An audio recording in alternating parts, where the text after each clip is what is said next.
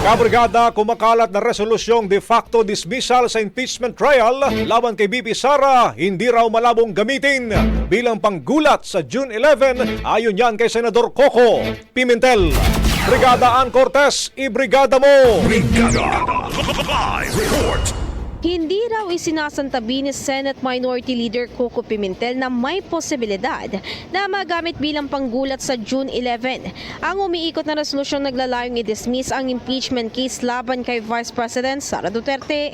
Maaalala ang June 11 ang itinakdang araw ni Senate President Cheese Escudero para ipresenta ng House Prosecution Panel ang articles of impeachment. Makapag-convince sila bilang impeachment court, makapag-oath-taking bilang senator judges at mapadala ang summon laban sa impeached official.